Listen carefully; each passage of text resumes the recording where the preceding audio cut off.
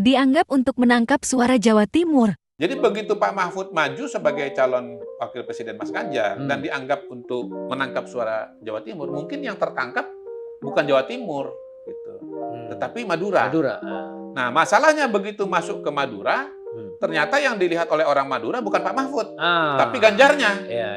Sedemikian rupa sehingga suara Ganjar Mahfud ini tidak memenangkan satu kabupaten pun di Madura. Itu dia. Ya. Yang menang paling banyak di Madura itu Prabowo Gibran. Itu. Dan itu sebetulnya tidak mengherankan karena di Pilpres 2014, 2019 memang itu basisnya Pak Prabowo.